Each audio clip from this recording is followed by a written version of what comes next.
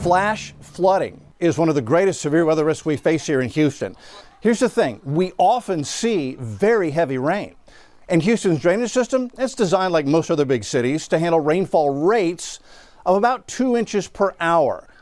Now, because we live right next to the Gulf, storms that form have a readily available source of deep tropical moisture just sitting here. And quite often it surges in. You can feel it on those really warm, humid days we get. And what will happen with this tropical flow is that the atmosphere will become saturated from top to bottom. Think of it, a 50,000-foot column of completely saturated air. It's like having a towel, 50,000 feet high, just soaked full of water. And when these storms develop, like even an afternoon thunderstorm, and it gets convective and taps into all that, it just is like wringing out that wet towel. And we can get rainfall rates that exceed 5 to 10 inches per hour. When this happens, it quickly overwhelms our primary drainage systems and leads to flash flooding. Our topography is flat. Houston is located on the coastal plain, which means it has little elevation change. Think of it as a large, flat beach.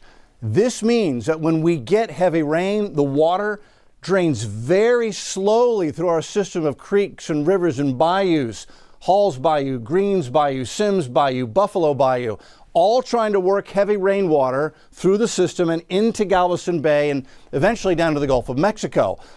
But again, because our topography is so flat, it takes a long time to drain, and the water can literally just kind of pile up in places, and this causes our bayous to rise out of their banks, and that floods roads and structures. Then there's the concrete.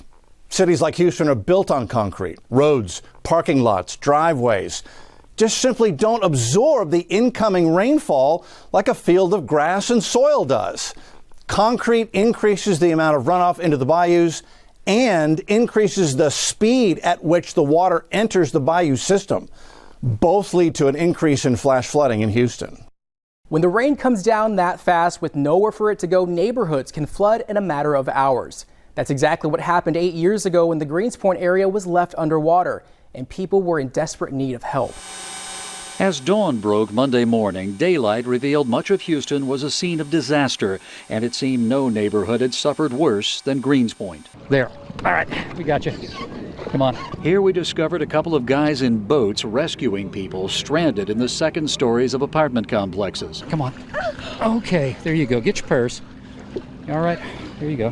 Here. So few people here to help, we knew we had to pitch in. Where's my baby? You all right? So what happened? I mean, did the water just come up? Were you trapped on the first floor or what? No, we were actually on the second floor, but it's getting so hot that it's almost to the second floor. And that's the way it was for hours. Nothing but volunteers in boats and on a nearby bridge. Let me try to help these guys out here. Here we go. We got it. We got it. Okay, there you go. You all right? Whew, they get you out of there. A long day, a long night. Hey, we're on Channel 11 here. I want to ask you, what'd you see? What happened? Oh man, the water just came up so fast. But as the hours passed and we broadcast more live television pictures like this, oh my God, look at the little baby. Something started happening. A small armada of private boat owners literally came to the rescue. You can ride, so anybody who wants to ride with you can ride?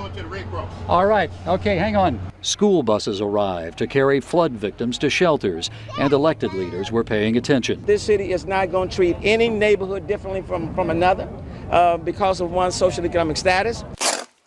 By the next day, the water had receded, and people in Greenspoint began the hardest part of all, cleaning up and starting over. What all did you lose?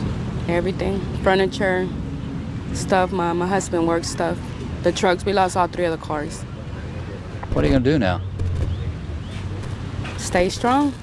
After all, we've been through this before, but it never gets easier. That goes to show that steady and intense rain can turn Houston streets into rivers, and it's a reminder of how quickly things can change. So what do you do to lower your risk? The thing you must do is buy flood insurance on your home or business. Even if you're above the 100-year floodplain, if you live in Houston, you are at risk for flooding every year. I strongly recommend that you research the elevation of your property before you purchase. Finding locations that are just a little bit higher can reduce your flood threat significantly. FEMA flood maps are a great resource and available at khou.com.